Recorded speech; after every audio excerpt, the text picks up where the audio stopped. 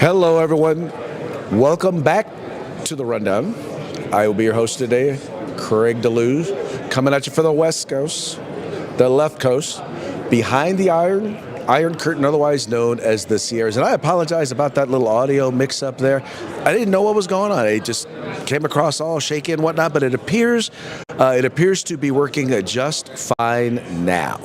Anyway.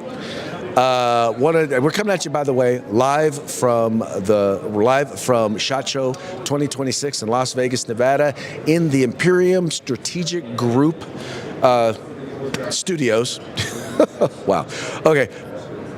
Anyway, I'm all kind of discombobulated because I'm just trying to figure out what was going on. But anyway, do appreciate Lars, who let me know that we were having problems with the feed, but things do appear to be working better right now.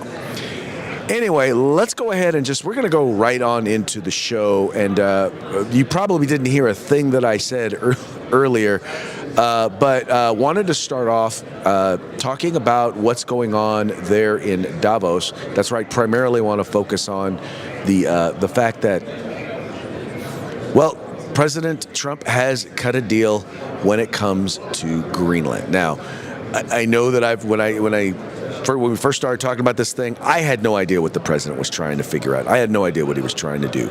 But it appears that according to him, or at least according to reports, or according to him, it appears that they've worked out a deal where they're going to be able to get what it was that they originally wanted when it came to Greenland. Has an obligation to be able to defend their own territory. And the fact is, no nation or a group of nations is in any position to be able to secure Greenland other than the United States. We're a great power, much greater than people even understand. Greenland, a big topic in Davos. Joining us now from Davos, Switzerland, is NATO Secretary General Mark Rutte. Mr. Secretary General, thanks. Welcome back to Special Report. You know, the president had his meeting. Thank you for having me back on the show. Sure, he had his meeting with you, the bilat meeting, and he came out of there and said, we have formed a framework of a deal with respect to Greenland and, in fact, the broader Arctic. What does that framework look like, sir? Yes, but what we basically discussed, how can we implement the president's vision on protecting, yes, Greenland, but of course it is not only Greenland, it is the whole Arctic. And as you know, there are 8 countries in the Arctic, Russia, which obviously is not in NATO, and 7 other countries, including the United States and Canada, but also 5 countries in Europe who are in that Arctic region. How can we collectively make sure that we defend that Arctic region, therefore implementing his vision of that necessity? And he's totally right there, because we know that the region is opening up more and more, the sea lanes are opening up more and more for the Russians and the Chinese and other adversaries to be active there, which is potentially a threat. You know, getting from point A to point B, though, seems like it may be a challenge. I did get a statement just before this interview from the Danish foreign minister. He said this: the day is ending on a better note than it began. We welcome that President Trump has ruled out taking Greenland by force and paused the trade war with Europe. Now let's sit down and find out how we can address the American security concerns in the Arctic while respecting the red lines of the Kingdom of Denmark. I think it's the red lines. So the interesting thing about all this is that President Trump never said that he was going to use force to try and take Greenland. Literally what happened is, and what I appreciate about this is that they said that the president ruled out. And the only thing that he has ever said that ever was before was he refused to rule it out. Now, he didn't bring it up. The media brought it up. The left-wing Democrats brought it up. The use of violence. I mean, would I have liked for him to have said something earlier and just went in and said, yeah, no, we're not going to use force, but I'm glad we're not. But here's the thing, and this is what it comes down to. It says here, for example, after President Trump, this is by the way from Fox News, after President Donald Trump announced the new Greenland framework had been agreed upon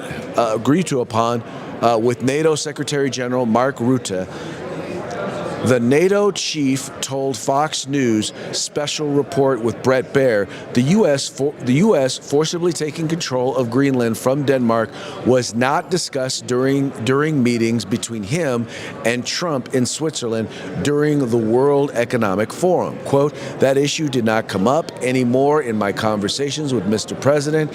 He's much focused on what we need to do to make sure that the huge Arctic region where change is taking place at the moment, where the Chinese and the Russians are more and more active, how can we protect that? Rutte said when pressed on the details of the reported framework that has been agreed upon.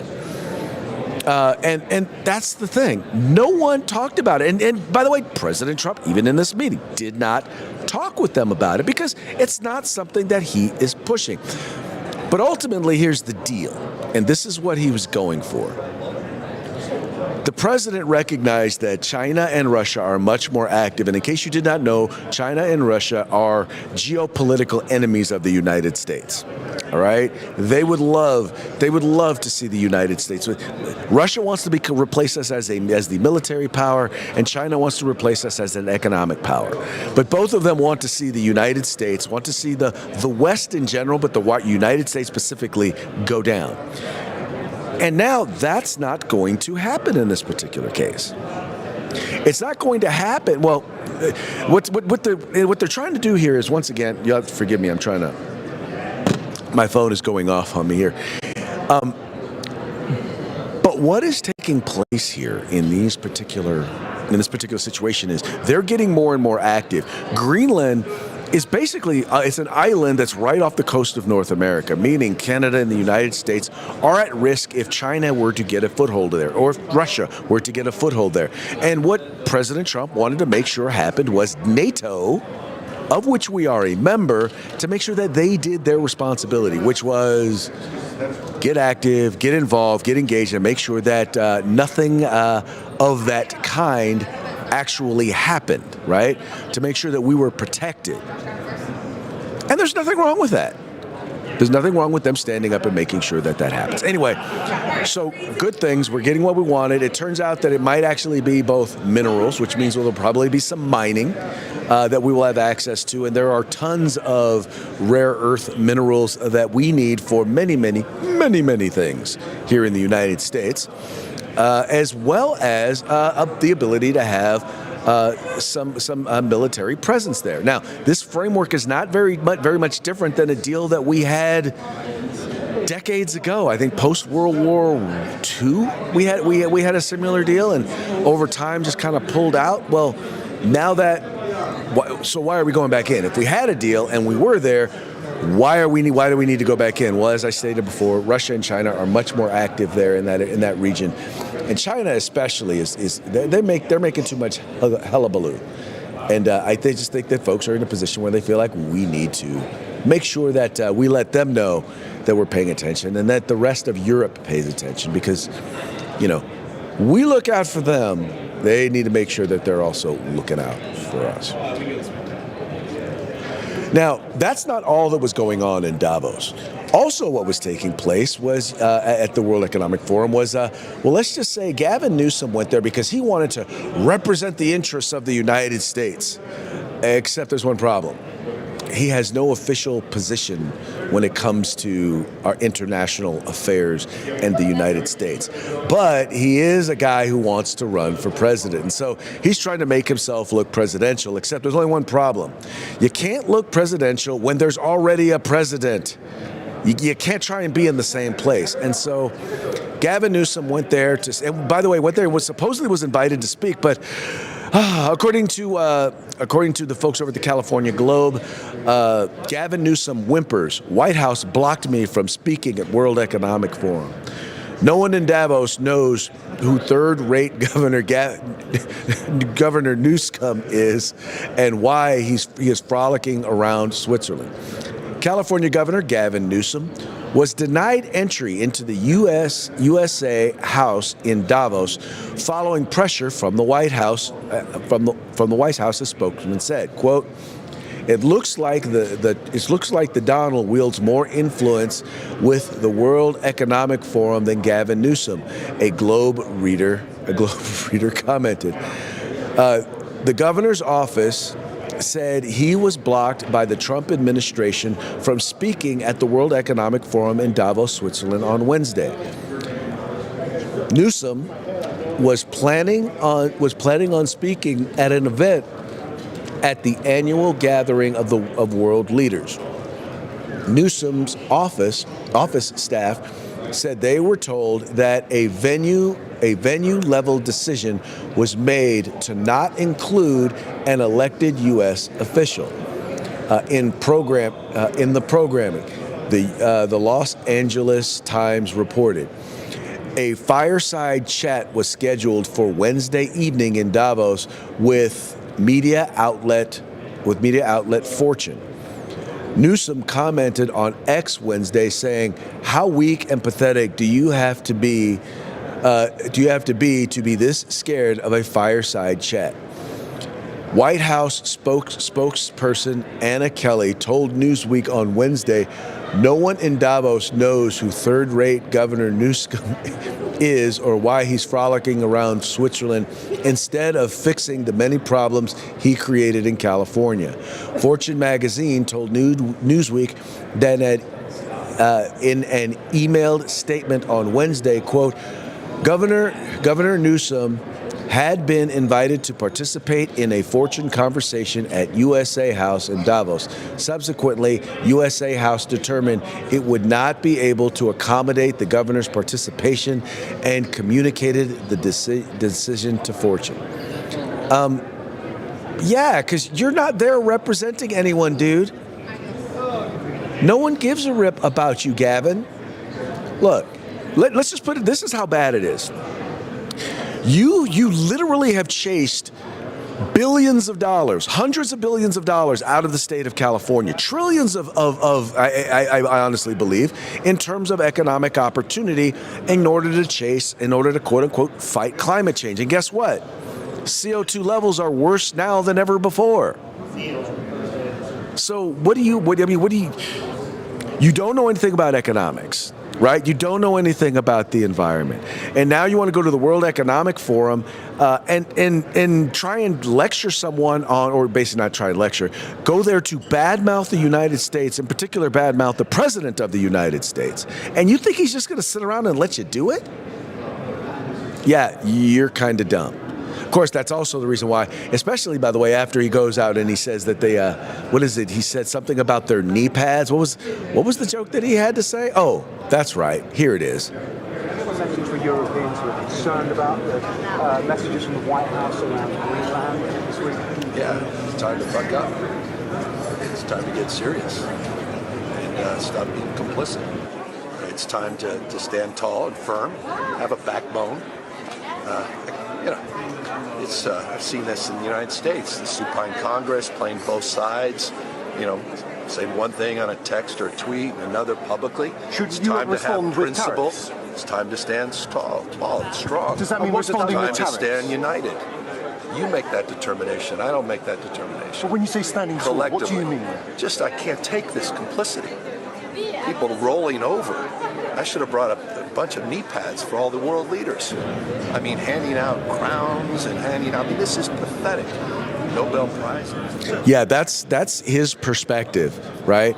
And then you don't think that that the President of the United States is going to say, "Yeah, no, we don't want the rest of y'all out here doing that. We don't want you representing or pretending to represent the United States."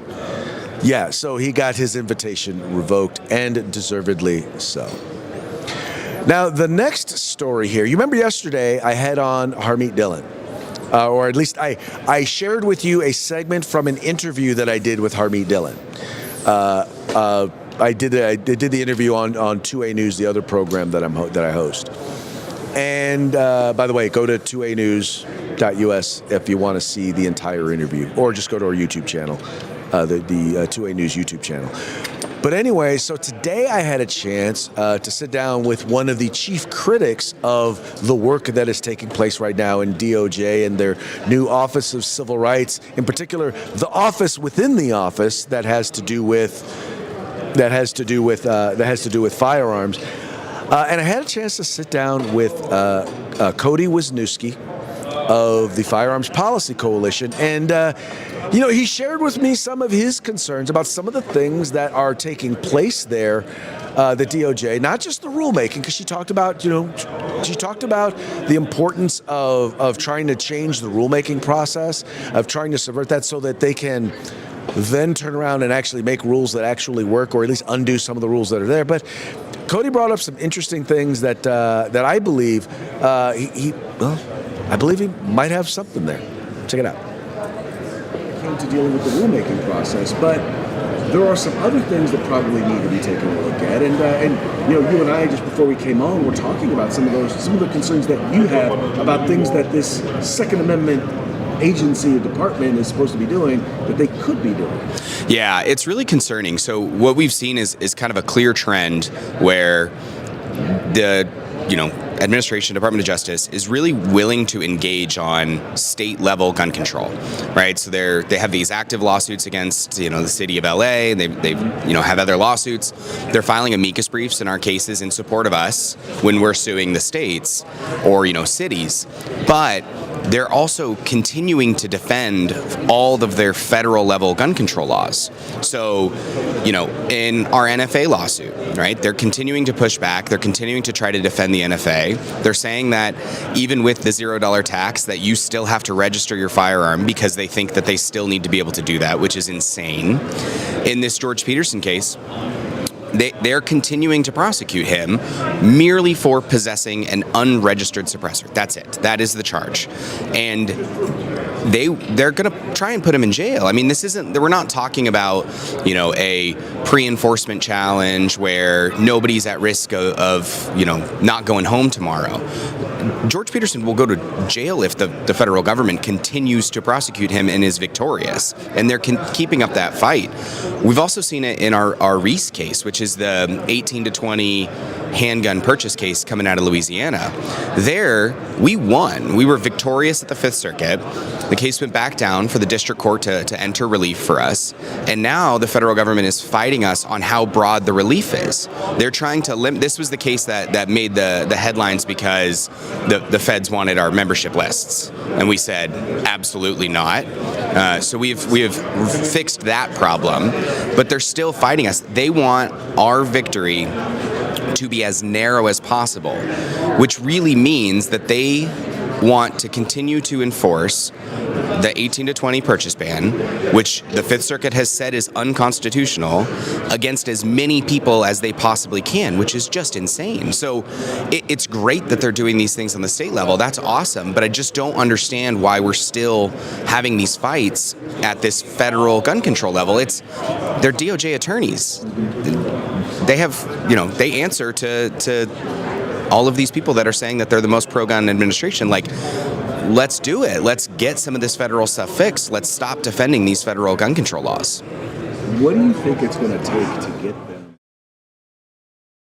And I think that's the point right there. Is like, and he and I talked a little bit more about this. Now, understand that to a certain degree, if something has been, if a law has been passed and signed into law, right, and the courts have not ruled it unconstitutional, or more importantly, if they have ruled that it is constitutional, as an attorney general, you have an obligation to defend it. But we've also seen that plenty of attorneys general don't go all the way. I mean, in other words, if something is ruled unconstitutional, they don't have to appeal it. You're not obligated to appeal it. That's what happened with the whole marriage thing in California, when the governor and the attorney general of California opted not to continue to defend Proposition 8 in court. They're like, yep, it's been ruled by a court unconstitutional, and therefore that's why they didn't bother to continue to defend it. Right? Why are we defending it? There's no need for us to continue to defend it because, well, we did our job. The courts have ruled. Once the court rules, that's it. Or there were the other instances that Cody brought up there. Anyway, I will continue to say that I think the biggest issue here is that you have nobody who is a known figure within the gun rights community that's a part of this process. So in many cases, they know the cases, they know the issues, they know they know where all the bodies are buried. And they can, if you're really interested in defending the Constitution and the right to keep and bear arms, these are the people that you need to talk to because they're seeing the implementation on the ground. And as much as I like Harmeet and I respect Harmeet, and she's doing a lot to fight for civil rights, in particular for freedom of speech, for religious liberty, but she's not fighting the day-to-day fight when it comes to the Second Amendment, you know, in a lot of these instances. And so I do think that in many cases you're dealing with people who are currently in the Department of Justice who are not gun people, right? They may be good lawyers, but they're not gun people. They're not part of the Second Amendment fight. And so, you know, their positions on some of these things are probably a little tenuous. It's probably a little weak-kneed. What did she call them? She called them a little prissy. That's what Harmeet called them. She said some of them are a little prissy, right? Anyway. So I don't know. I think there's definitely room there for discussion. I think that there's nothing wrong with being publicly critical, and I think because sometimes the only time in which, in particular, this White House, any White House will hear you is when you are publicly critical. But the real good thing is, and maybe this is where the whole him being willing to, you know, kick every barking dog actually is an asset. Because if you're the barking dog, then he's going to come and he's got to address you. And in this particular case, if you want to call yourself the most pro-gun administration, well then, when someone says, "Hey, stop defending gun control," there's nothing really that they can say. Anyway, so. Good job, sir. Very much. Good job, Mr. Wisniewski. Very much appreciate what you had to say. Now, moving right along, the next thing that we have going on here has to do with the folks that were protesting over there in Minnesota, the ones who decided to go into a church and interrupt the service. Well, several of them now have been taken into custody. That's right. Here we go. So this being, no, that's the wrong one. Anyway, so several of them have been taken into custody. But the interesting thing is that even though they have been taken into custody, they've actually absolutely positively refused to go after Don Lemon. That's right. Don Lemon is not going to be charged. So they arrested two people. They just decided not to arrest the others. This here being reported over at who is it? CBS News. A Minnesota federal magistrate judge refused to sign a complaint charging independent journalist Don Lemon in connection with a protest inside a church in St. Paul on Sunday. Multiple sources familiar with the proceedings told CBS News. The Attorney General is enraged at the magistrate's decision, said a source familiar with the matter. Attorney General Pam Bondi has been in Minnesota for 2 days as the Justice Department has sought to surge prosecutorial and law enforcement resources there. A different source stressed that the process is not over, and the Justice Department could find other avenues to charge Lemon. On Thursday morning, Bondi announced 2 arrests connected to the church protest. Chantel Louisa Allen, who serves on the St. Paul School Board, and Lakima Levy Armstrong. Levy Armstrong. Bondi alleged that Armstrong was involved in organizing the protest. A source familiar with the matter confirmed that the magistrate approved charges against Allen and Armstrong. So some of the folks are arrested. A lot of the folks aren't, or at least one of the folks isn't. I'm guessing it's because he is in the media, and they're probably saying, "Oh, well, he was there, kind of reporting on it, and therefore he doesn't want to pick a fight with the media." That's what's going on with this particular judge. But clearly, he was participating in the protest, and you would think that they would, well, I don't know, allow them for the federal government to enforce the law. I do not know if this judge is a Democrat appointee or a Republican appointee. I'm going to guess that he's a Democrat appointee. But then again, I don't know. Who knows? He could be a Republican. Anyway, so no justice for Don Lemon, but at least some of the folks are being charged. And keep in mind, they clearly violated a law that was put in place in order initially it was to keep the KKK from interrupting church services. In this particular case, it was a different group of racists. Anyway. All right, folks, well, that now brings us to our parting shots. Parting shots are brought to you by Hog Holsters. Go to hogholsters.com. Use the discount code The Rundown, all caps, no spaces, one word, and get your Hog Holster today. All right, all of our parting shots today are going to be brought to you by the folks over at the Babylon Bee, fake news that you can trust. It says here, first one, Minnesota arrests churchgoers for interrupting protests. Yeah, that's pretty much about what it looks like, doesn't it?